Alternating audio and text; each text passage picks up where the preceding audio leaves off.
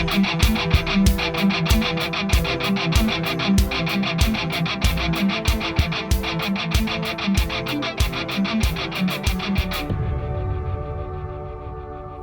is Dr. Jerome Corsi, and today is Tuesday. It's July 11th, 2023. Thank you for joining us here at thetruthcentral.com. First story I want to cover today has to do with these climate models. This is, again, something that's very important to understand in terms of how this global warming hoax is being done. There was an article that caught my attention. It was on the Daily Skeptic, and it was pointing out that these climate models have dangerous carbon dioxide warming baked into the way the code is written. The formula is baked into the model. The prejudice, the models are going to show that carbon dioxide is going to cause global warming, is built in.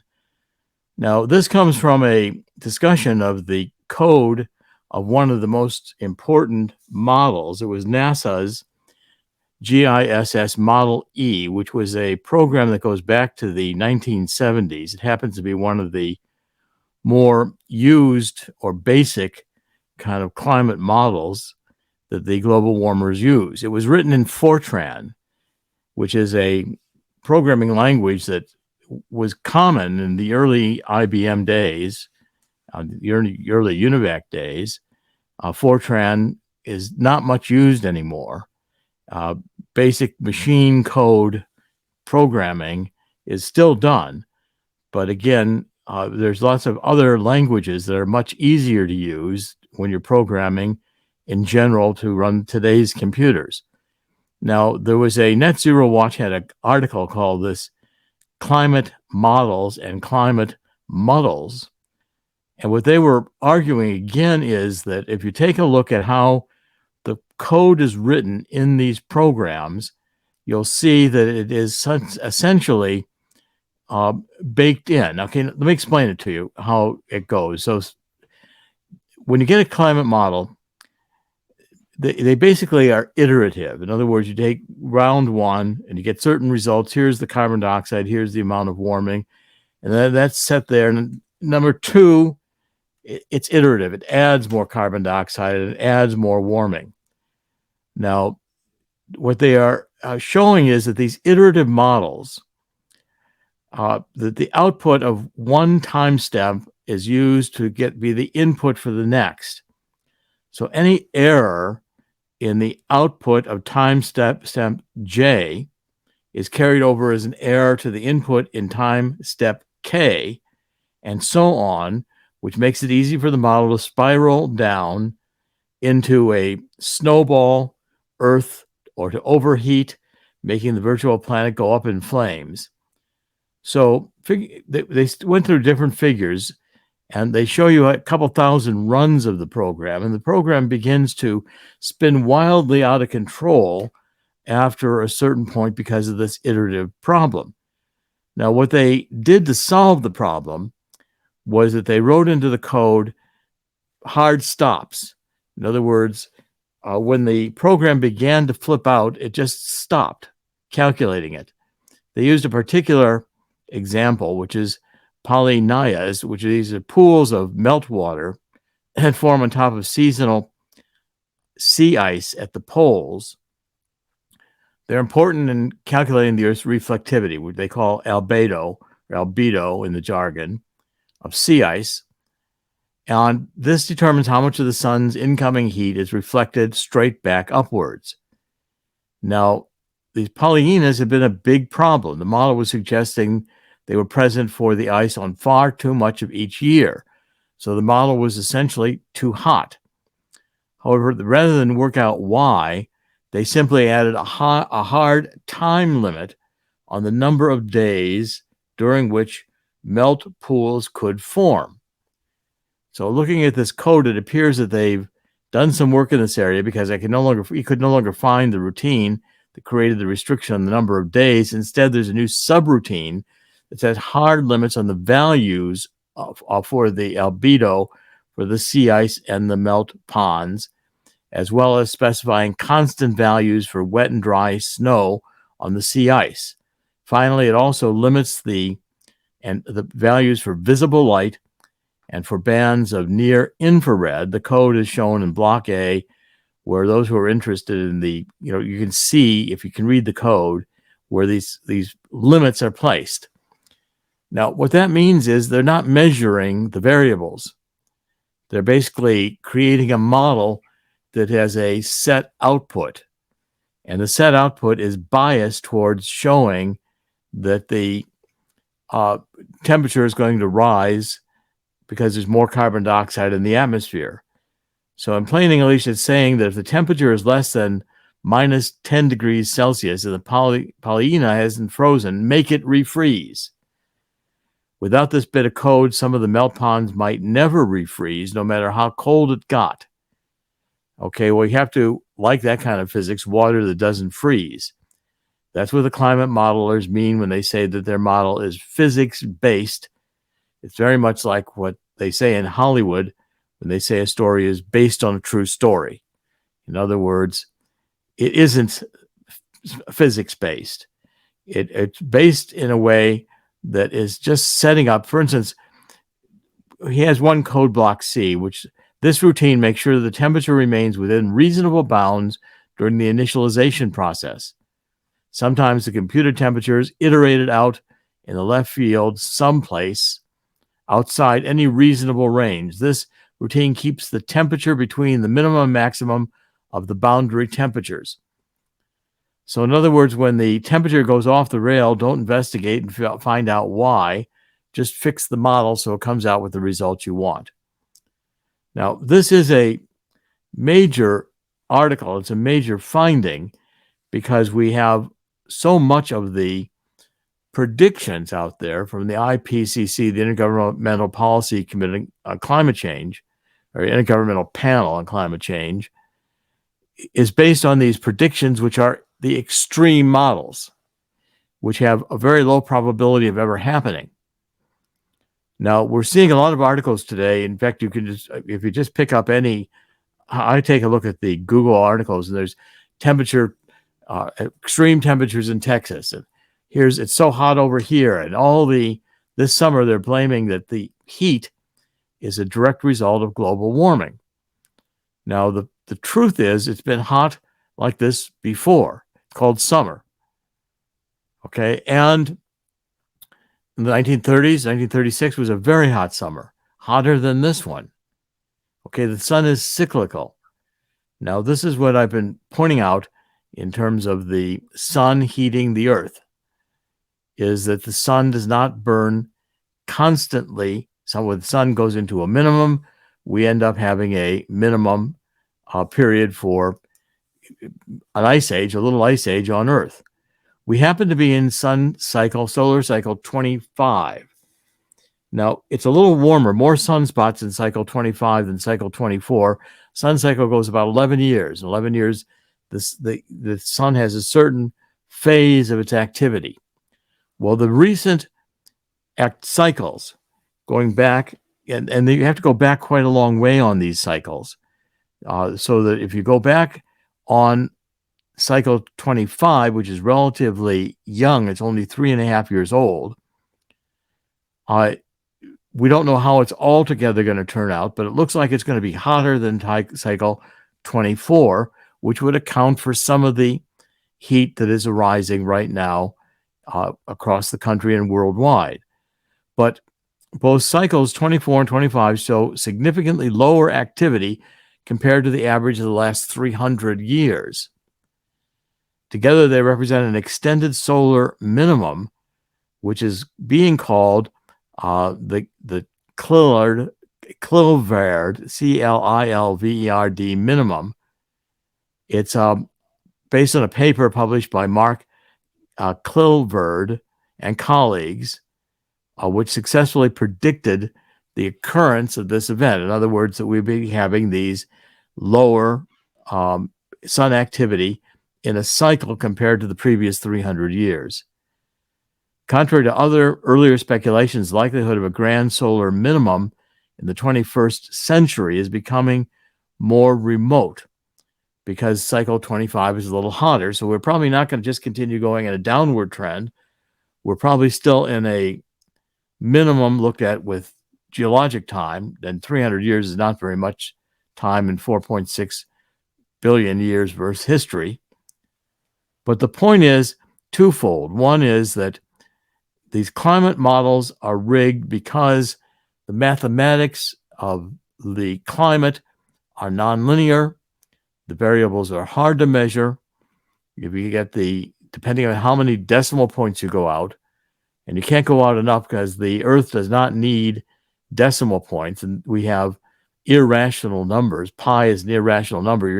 It's always going to have an infinite string of decimal points because it doesn't evenly divide.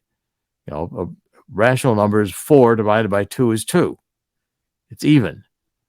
So the problem is with these numbers, very, very small differences on the 100th decimal place or the 1000th decimal point could change dramatically the results of the model, because the mathematics that we have to use, our mathematics, we have to operate within the mathematics to create these models. The Earth doesn't need to. The Earth just makes these things work. The Earth doesn't care if it's an irrational number. The Earth is comfortable with a nonlinear process, with results that change. And that's why the climate is not precisely predictable. And patterns have to be looked at on extremely long periods of time. And it's why the models you're getting and the headlines you're getting are just basically nonsense. Chris, do you want to comment on this? A lot of times you're going to see these climate activists use the simple headlines and say, wow, we had a warmer summer this year, or it was cooler somewhere else this year. That means climate change. El Nino happened some years back, and we have that new one coming. That means climate change. Of course it means climate change, but it doesn't mean man-made climate change. It doesn't mean that the climate hasn't changed over the last, 100 million or 100 billion years, in fact. Like you were saying, the sun, the solar system, the Earth, and the orbit around the sun all these cycles are very different, and they will gradually change the temperatures to a high point and a low point. Right. So the second story here is very important today in the solar activity and the sun cycles, because it highlights two things. Number one is to really know how our climate is operating and where the changes occur. You've got to look at geologic time. 1 year, 2 years. This has been a hot summer compared to last. It means nothing, because that could just be a blip in the data. Data is not in a straight line. The data has to be organized into patterns, and you can make time series is particularly tricky because you can say, well, in this, my mutual fund did extremely well in the last 3 years. Well, how did it do the last 4 years? Not so well. You cherry pick the period of time that makes the argument you want to make in time series data. When you're dealing with a climate events may occur in 100,000 year cycles, or in million year cycles, or in 11 year cycles. And there's no rule that says these things all have to balance out. And there's no rule that says it can't change. The Earth's orbit has changed. The solar system has probably changed when you go back 4 billion years. And, the idea that this is a stable place and it's going to remain stable, or that we as human beings can have any great impact on the forces that are at work here, is actually silly. It's hubris. It's like the entire neo-Marxist movement. It assumes that we can assume the throne of God, that we can make things perfect, that we human beings are responsible for everything. We're not. We're just in 5 extinctions that occurred on this planet before human beings ever got here. Mass extinctions. Everything that was alive died on the surface of the planet. We didn't have anything to do with that. As far as the Earth is concerned, we're just the latest creatures walking on the surface, and we'll probably be gone too. Not because of burning hydrocarbon fuels. That's where you get to the point where these ridiculous science ideas, and by the way, I see increasingly in the journals, people are publishing fake data, because if you're on the right theme in academics, they don't check your data. If you rig your data, it's okay. This whole neo-Marxism is not fact-based. It's not about truth. It's about the ideological idea that we'd be better off without hydrocarbon fuels because they fuel industrial activity and there's too many people on the earth. If you take a look at my book on climate change, Truth About Energy, Global Warming, and Climate Change, the first 3 chapters are devoted to explaining that we have, in fact, a cycle of, since World War II through today, of the environmental movement was taken over by the depopulation theorists like Paul Ehrlichman, who said there's population bomb, too many people, we're going to use up the resources of the earth. We haven't. And then John Holdren, Obama's science czar, who came in and said, well, we better scare people with an existential need. So therefore, since hydrocarbon fuels emit carbon dioxide, since carbon dioxide is a greenhouse gas, we'll say we have too much of it, and the temperature of the earth has been highest ever since the industrial age. I'm seeing articles which this temperature sets a world history, an earth history for the hottest day ever. That's pure nonsense. For the first 80% of the earth's history, there was nothing living on the surface of the earth. It was too hot, too molten, going back into early earth history. The days were much, much hotter. And the planet was uninhabitable. It took 4 billion years, 80% of that time, to get to where there could be life on the surface of the planet. And people are not taught this. They don't understand the mathematics. And that's why it's very easy to have these ideological themes dominate the news. Chris, any comment before? I don't want to point out a book here, but any other comment? It's easy for somebody to say, hey, look at this temperature. And we said this, I guess, on and off for the last 5-10 minutes, but it's easy to look at a temperature and say, this is the hottest day ever, because it's a popular thing to say, and it evokes emotion. The idea that the whole climate change movement is based on A, making money, B, getting attention, and 3, a political agenda, and 4, evoking emotion. They want to make sure that people are outraged over the idea that we horrible people are destroying the earth, when in fact, I understand we should be good stewards of our planet and throw away our garbage and make sure we don't blow pollution everywhere. I get that. But the fact is, using fake science, using popular science, and using lazy research to bring across a point just to gain political power and make money is something that people really should consider when listening to some of these advocates for climate change. Think about it that way. Politicians will say and do anything to retain power. It's the same thing with climate change activists. Like remember that Greta Thunberg, every once in a while, she pops up on television. She says something that makes absolutely no sense, but she shames people, and that's what gets on the internet. That's what the climate change movement is all about. It's all about basically getting attention and gaining political power. Of course, making some bucks as well. Well, this book is an extremely good book, and it's one I'm constantly encouraging people to read. It's called The Psychology of Totalitarianism, and it's by Matthias Desmet, Desmet. Okay, now he points out that the quality of research, and here we get a little bit better look at it.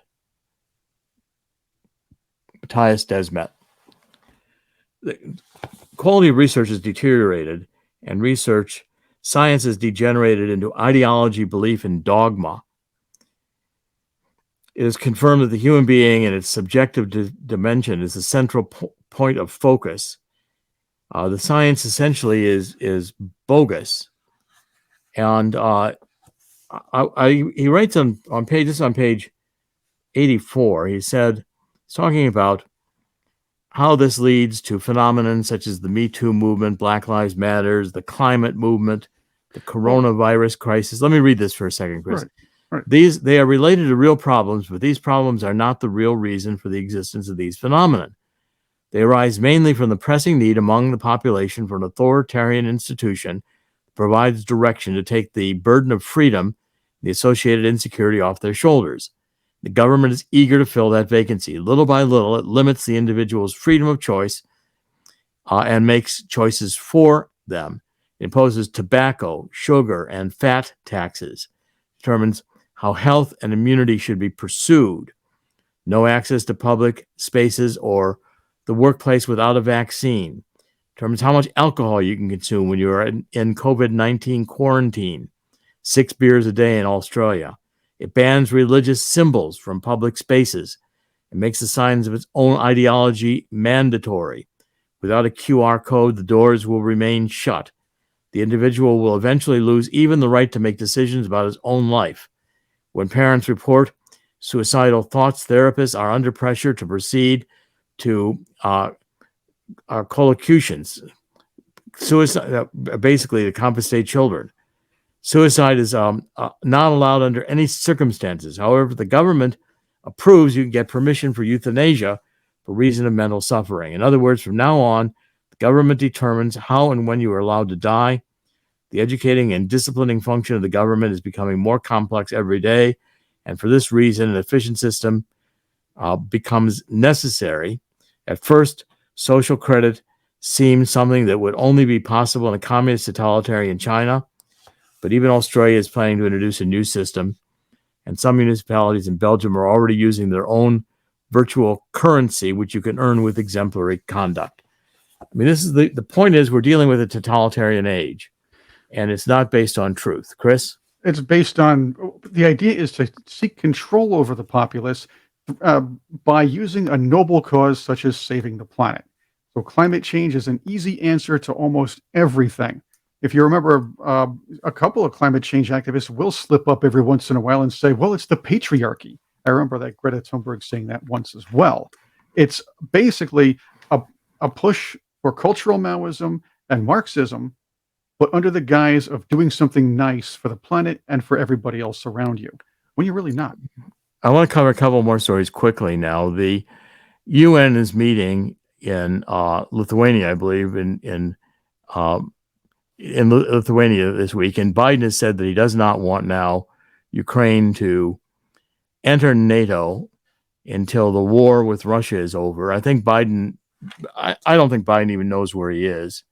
I think the mental, deterioration of Biden is obvious. If you watched him with King Charles in Great Britain, he was wandering around like he didn't know where he was. It was complete embarrassment that this is the president of the United States. How could you have a demented person be president of a country? Someone suffering senior dementia. This is senior abuse, and he's obviously not running the country. Thank you, Barack Obama. Now the point is that if we let NATO, and I think the NATO organization is going to push for Ukraine and for Sweden to join, which will only intensify the antagonism with Russia, because Russia uses both Finland to get its access to the Atlantic through the Baltic Sea, and uses Ukraine to get its Atlantic access through the Black Sea, Sevastopol and Ukraine, Crimea. These are geopolitical factors that are not going away. And Biden is also, while he's hesitant to put Ukraine in NATO, because that would commit the United States to potentially going to war against Russia. An attack on Ukraine would be then considered an attack on a NATO country. And the basis of the NATO pact is an attack on any country is an attack on NATO, all the countries. That was out of the Cold War. It was after World War II when we saw Russia gobble up countries like Hungary and Czechoslovakia after World War II in Eastern Europe, making them communist. We had an Iron Curtain, which was a phrase by Winston Churchill, and he gave a speech in Missouri, say we've got to contain Russia behind this Iron Curtain where there's totalitarianism, preserve it for freedom. Well, today we're going neo-Marxist. And the Democrats, I think, have hated Russia ever since the fall of the Berlin Wall, when Russia renounced communism. Democrats loved Russia until Russia renounced communism. Now they want to go to war with Russia. Well, Russia's got nuclear weapons in Belarus, and Biden wants to deliver these cluster bombs, which are very, very horrendous weapons. They drop clusters of bombs in an area, and if they don't all explode, they can be dangerous, and citizens can get killed by finding them and not knowing what to do with them. And they are considered war crimes in some ways. Biden himself accused nations of using cluster bombs or committing war crimes. We are heading on a path which is going to end up with war with Russia. And I'm warning people about this because I think the idea of us going to war with Russia is absolute insanity.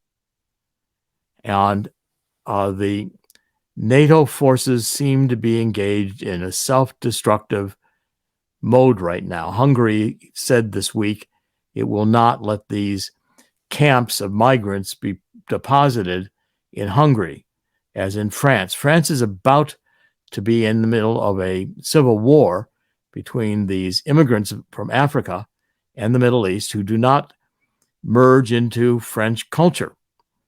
They bring their own culture with them. They bring their own religion, their own rules, and they don't have anything to do. They despise a lot of the French culture. They're not Christian, many of them. The churches don't mean anything to them. In fact, some of them, their religious beliefs are the churches ought to be destroyed, the great cathedrals that were built in the Middle Ages.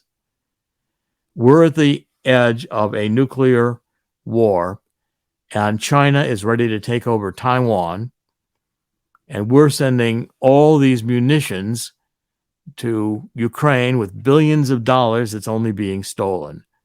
It's an insane period of time. The next story, the crime is surging in California while arrests are declining. Defund the police. And by the way, in New York City, the police are quitting in droves. They've had it. You've got people, very frightening film, someone on a scooter riding around with a gun, randomly shooting and killing people in New York City. Picked up on the cameras, monitoring the streets. Well, in California, the crime rates are spiraling, and the police are fewer and fewer because of the defund police movements. So you've got these, especially these grab and run kind of looting of stores. Arrests for robbery jumped 14% for the year, burglary 9%, theft 12%. Criminal activity plagues municipalities across California, and arrest rates have declined by 2.7% from 2021 to 2022, representing the 18th year in a row that arrests have decreased. California is turning into a lawless, homeless, insolvent nation that has nothing to do with the red states in the United States. These blue states are going to become democratic hellholes, and the cities like San Francisco are rapidly deteriorating, with stores closing, offices vacant, the downtown's not safe. The last story I want to cover today is on that theme. A commercial real estate nightmare is beginning to develop in the securities market, which is the mortgage-backed securities for commercial real estate, because the delinquency in office rates in terms of their meeting their bank payments has the biggest 6-month spike ever, and it's just beginning. Now, the problem is a lot of these commercial real estate buildings were financed on interest-only loans because the assumption was they could reduce their payments, and when if they did get to have to, the buildings would appreciate in value. So when they were refinanced, they could be refinanced at a higher level, more dollars, and that could then retire the original principal from the previous loan. The problem is if they're on adjustable rate interest-only payments, the interest rates are increasing and the vacancies are increasing, and the cash flow of the building does not support maintaining the property. Just like in a home, these owners of the commercial real estates are abandoning them. Now, what I think we're going through will lead to a major bank crisis, and I've written this book about how we're going to enter into a massive economic downturn, which is going to result in be prolonged, And banks are going to close because these commercial real estate closings impact the mortgage-backed securities that are based on commercial real estate, which impact the banks which are holding these securities as assets. So in this kind of a collapse, kind of like I call it a doom loop, it's really a compounding. One factor makes the next factor go. It's like a building, which is each floor goes, and as they go in sequence.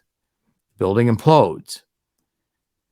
This is not sustainable, and what people don't realize is that we're undergoing this is not a temporary phenomenon. We are perhaps seeing a point where people are not going to be returning to office buildings. They don't want to work in these big glass towers in inner cities that are not safe, that are costly to go to. I saw some of the comments were very good watching some of the comments we were getting yesterday, and some of the comments in the comments section, I think, are pretty perceptive. I'm going to read one or two of them if I can find them here quickly. But let's just pull up the comments. A couple of them caught my attention yesterday pretty clearly. When one here, this was from the commander, said the average new car payment today, these payments go for 72 to 84 months, is $750 per month for a stupid car payment. Home payments are $2,165 on the average now. What this means is that the middle class is being priced out of cars and homes. The middle class is being squeezed just to put food on the table. And wages are not keeping up with this. The middle class is, I think, being intentionally taken down. The globalists have no use for the middle class. The middle class is too strong. It's too stable. It doesn't bend to their control. Too well educated. You need a group of basically serfs with their oligarch, World Economic Forum masters, Bill Gates and Klaus Schwab, who think there's too many people. Now, what I'm seeing here is the development of a godless society and the consequences of a godless society. Once human beings quit believing in God and go to this neo-Marxism, all fundamental values get into question. We don't have men and women anymore because sex is not about procreation. So have any gender you want. All the flavors of ice cream, have them all. And don't have to have marriages. Marriages are hard. Living with someone for decades is hard. So when it gets uncomfortable, change your mates like you change your suit of clothes. Why bother with this person you're tired of? Well, they don't understand the maturity of relationships which can develop, which have, been ancient, that men and women can age together and live together and deepen their relationships. It takes work. But without God, there's no reason to. These people say God is just sky fairies. Oh, you believe in sky fairies. No, the whole experience of life is one that is fundamentally spiritual.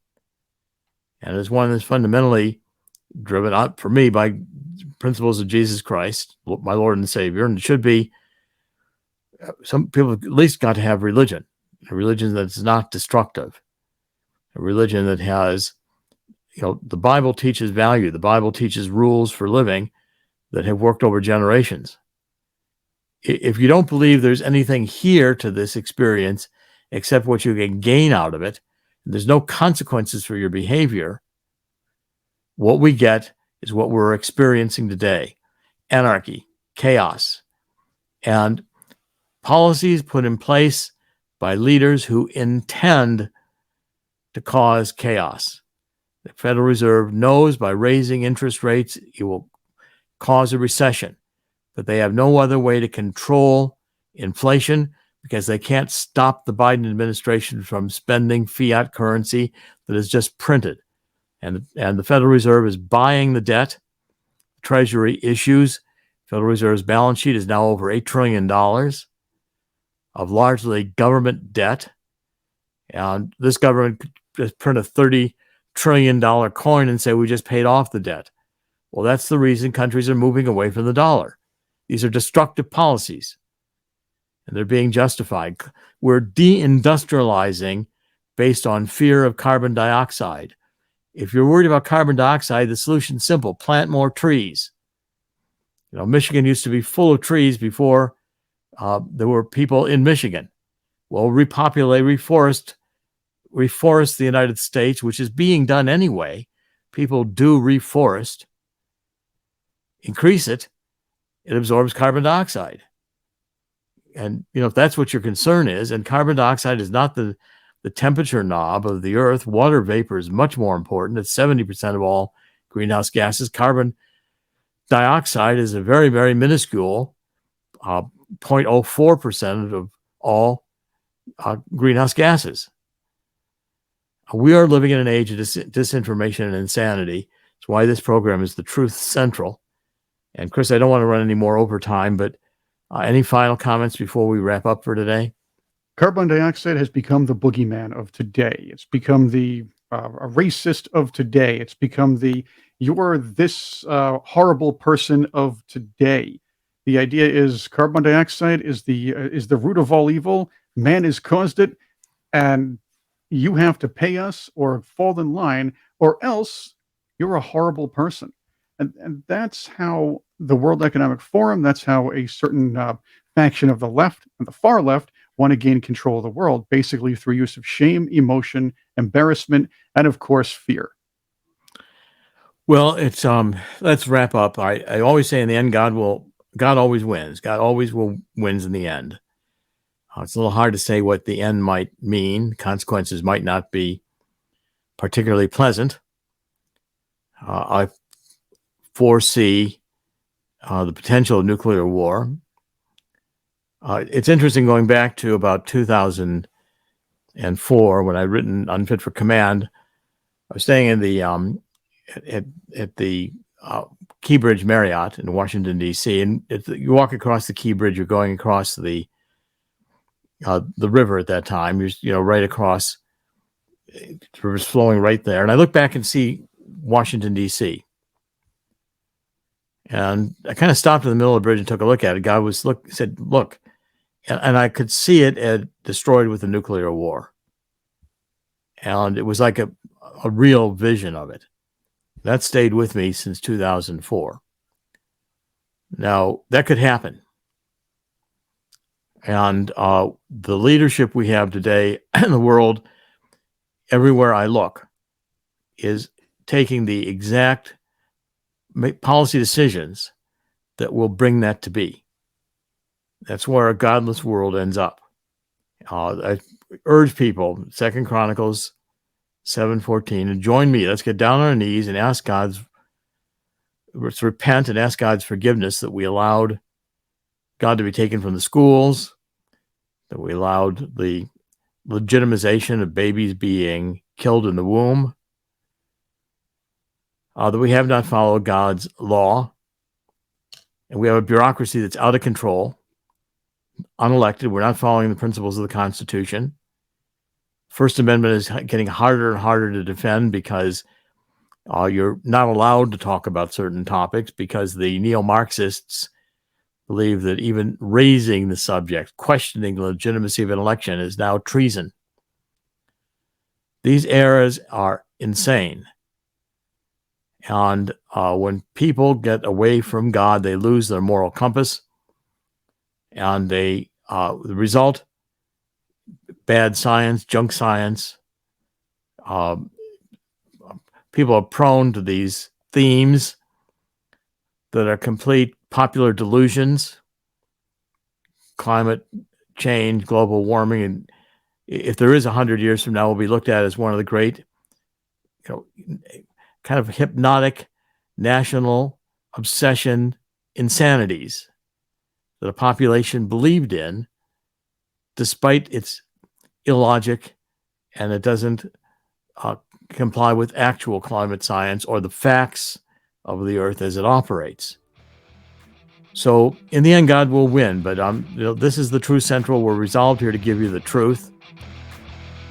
Thank you for joining us. This is Dr. Jerome Corsi. Today is Tuesday. It's July 11th, 2023. We're broadcasting every weekday. We'll be back tomorrow. God bless.